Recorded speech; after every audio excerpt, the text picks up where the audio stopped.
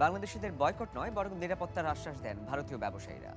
আনুষ্ঠানিক দুঃখ প্রকাশ ও আইনি তৎপরতা দেখিয়ে দায় সেরেছে নয়াদিল্লি। কূটনীতিকভাবে ভারত দেউলিয়া হয়ে গেছে। বছরে বাংলাদেশ থেকে ভারতে যান প্রায় 25 লাখের মতো রোগী।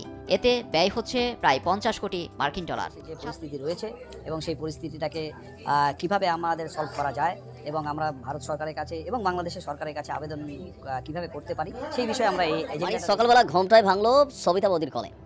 বলছে দেখো দাবরজি যা হয়েছে হয়েছে মারি, এবার কিন্তু বিষয়টাকে একটু তোমরা সেটেল করে ফেলো। তাই আমি বললাম যে কী ব্যাপারে বৌদি, কী সেটেল করবো? তো বলো যে দেখো ওই এপার বাংলা ওপার বাংলা এখন যে খেলাটা শুরু হয়ে গেছে, এই খেলায় কিন্তু মারি আমরা বড় বিপদে পড়ে গেছি। দেখো রাগের মাথায় কি বলেছি, ভুল হয়ে গেছে মারি, নিজের পায়ে নিজে কুড়ুল মেরে দিয়েছি।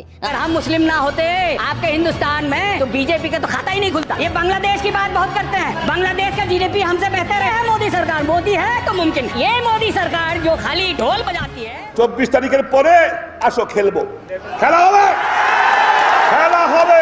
শামীম সাহেব আর কার সাথে খেলবো? আপনি তো নাই, এখন তো ভারতের সাথে খেলা লাগবে। সম্মানিত দর্শক মণ্ডলী, আগুন লাগছে ভারতের ভেতরে, হাসিনারে ফেরত দিলে থামাবো রে আল্লাহ, নিশিরাইতে নরেন্দ্র মোদি কান্দে। সুপ্রিয় দর্শক মণ্ডলী, গুরুত্বপূর্ণ একটি প্রতিবেদনে আপনাদের সবাইকে স্বাগতম। একটা ফাটাফাটি খবর, এই রাতেই ঘটছে এই কাণ্ডটা। প্লিজ একজন স্বাধীন দেশের নাগরিক হিসেবে আজকের ভিডিওটি পরিপূর্ণ দেখবেন। আপনাদের অবশ্য মনে আছে উপদেষ্টা মণ্ডলীর বৈঠকে বাইতুল মুকাররমের যিনি খতিব আল্লামা মালিক সাহেব দামাত বরকাতুহুম, তিনি একটি কথা বলছেন যে শত্রুপক্ষ যতই বড় হোক, সে যতই সংখ্যায় বেশি হোক, সে যদি জালেম হয় তাহলে আমাদের কাছে সে কিছুই না। তো হেরে যাচ্ছে মোদির এত অস্ত্র এত পাওয়ার টাওয়ার, কিন্তু শেষ পর্যন্ত কিন্তু আমাদের কাছে ধরা খাইতেই হলো। আজকে গুরুত্বপূর্ণ কিছু আপডেটের ভিডিও আপনাদেরকে দেখাবো। ভারতে অবস্থা খুব একটা ভালো না, আমাদের লাগাইতে গিয়ে দাদা বাবুদের দাদা খাইছে, বুঝছেন আর কি। চলেন বেশি কথা না বাড়িয়ে পরিপূর্ণ ভিডিওটি না টেনে কন্টিনিউ করতে থাকবেন। অনুরোধ এতটুকুই, পরিপূর্ণ ভিডিওটি দেখেই আপনার মূল্যবান মতামতটি কমেন্ট বক্সে জানাবেন। তার আগে ভাই এবং বোনেরা, চ্যানেলে যারা নতুন আসছেন দয়া করে চ্যানেলটি একটু সাবস্ক্রাইব করে দিন। ভারতকে যারা ঘৃণা করেন তারা অবশ্যই একটা লাইক করবেন। চলেন ভারতে কি ঘটতে যাচ্ছে, নরেন্দ্র মোদির পাশার তেল নাই, বুঝছেন। একটু দেখেন কি হচ্ছে ভারতে। আল্লাহ, সবাই উঠে পড়ে লাগছে নরেন্দ্র মোদির বিরুদ্ধে, দেশের সাথে সম্পর্ক ভালো করতে চায়। চলেন দেখে আসি বাংলাদেশে যে পরিস্থিতি রয়েছে এবং সেই পরিস্থিতিটাকে কিভাবে আমাদের সলভ করা যায় এবং আমরা ভারত সরকারের কাছে এবং বাংলাদেশের সরকারের কাছে আবেদন কিভাবে করতে পারি সেই বিষয়ে আমরা এই এজেন্ডাটা রেখেছিলাম। এবং পরিস্থিতি দুদিক থেকে বিচার করে কিভাবে জিনিসটাকে ভারত সরকারের কাছে রাখতে পারি সেজন্যই আমরা বসেছিলাম। এখনকার সময়ের এখন কি পরিমাণে আপনাদের এখানে বাংলাদেশি হোক বা কাস্টমার যারা আসছে সেই পার্সেন্টেজটা কত, আগে সেটা কতটা ছিল?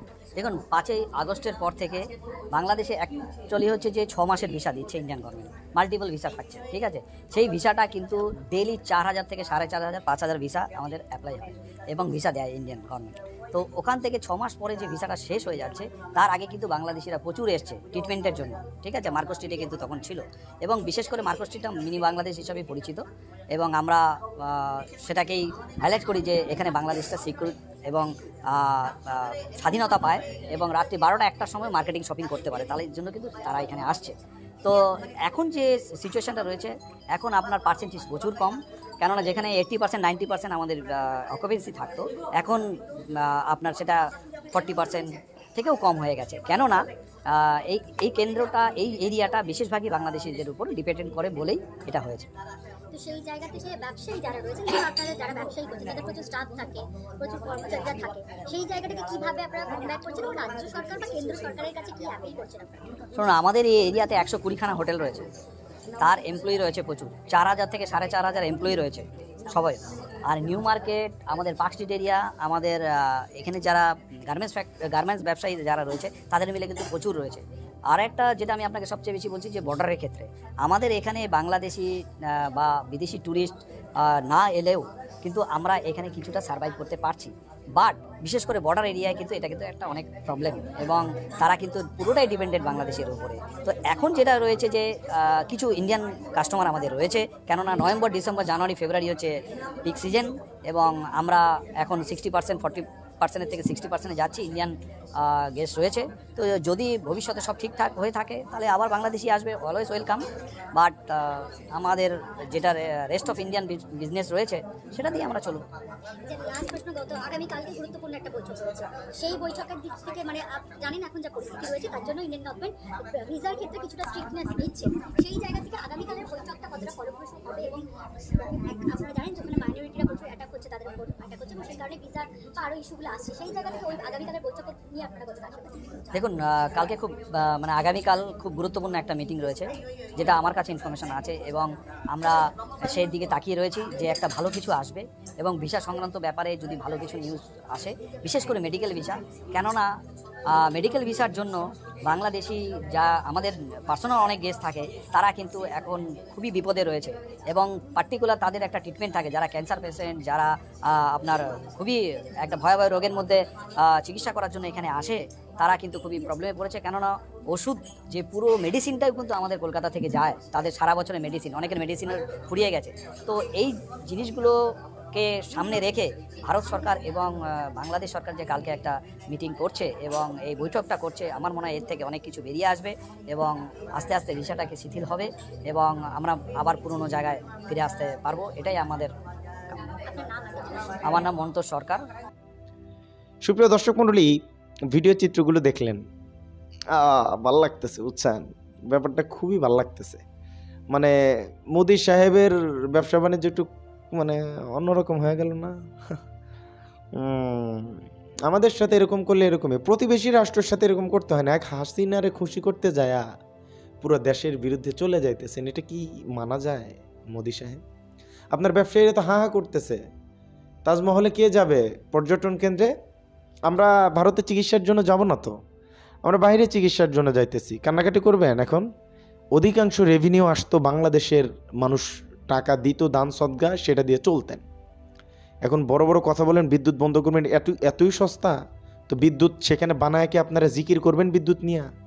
বসে বসে তসবি টিপবেন বিদ্যুৎ নিয়ে? বিদ্যুৎ বিক্রি করতে হবে না? না বিক্রি করলে টাকা আসবে কোত্থেকে? বাংলাদেশ বিদ্যুৎ না নিলে কোথায় দিবেন? আরও দূরে অত টাকা আছে, অত তার আছে, পার্শ্ববর্তী দেশে যদি বিদ্যুৎ বেচতে না পারেন, এই গুণকীর্তন আমাদের শুনেন না। আমরা কি ফিরি নেই?